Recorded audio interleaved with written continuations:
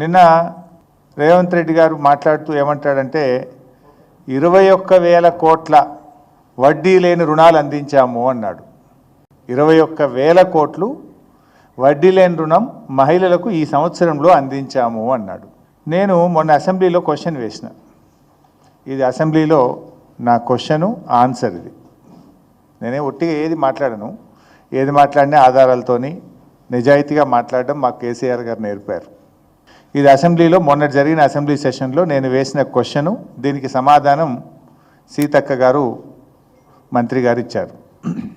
క్వశ్చన్లో ఏంటంటే, whether interest free loans will be applicable to the total amount of loan to be taken by the women, the conditions applicable in this record may be told. ప్రభుత్వం ఏం answer ఇచ్చిందంటే, the loans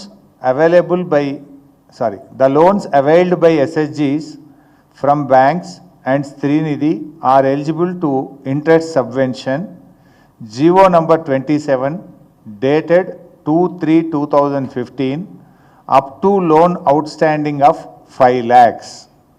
అంటే ఇది కేసీఆర్ గారు ఇచ్చిన GO 2015వ సంవత్సరంలో 5 లక్షల రూపాయల వరకు స్త్రీనిధి కింద కానీ SHG గ్రూప్స్ బ్యాంక్ లింకేజ్ కింద కానీ తీసుకుంటే 5 లక్షల వరకు వాళ్ళకి వడ్డీ లేని రుణం అందిస్తామని 2015లో కేసీఆర్ గారు ప్రభుత్వం జీవో ఇచ్చింది. ఆ జీవోకు లోబడి మాత్రమే 5 లక్షల లిమిట్కు మాత్రమే వడ్డీ లేని రుణం ఉంటుంది.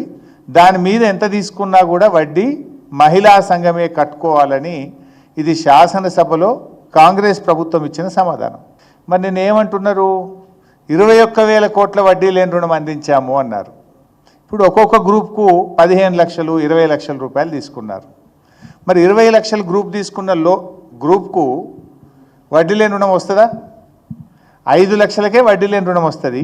మీద తీసుకున్న 15 లక్షలకు 12% వడ్డీ కట్టాలి వాళ్ళు. 12%, 12.5% బ్యాంకులు ఛార్జ్ చేస్తున్నాయి. నేను నా నియోజకవర్గ మహిళా సంఘాలతో మాట్లాడి అన్ని ఆధారాలు తీసుకొని అసెంబ్లీ సమాధానంతో సహా బాధ్యతాయుతంగా ఈరోజు ప్రభుత్వంను అడుగుతా ఉన్నా నేను.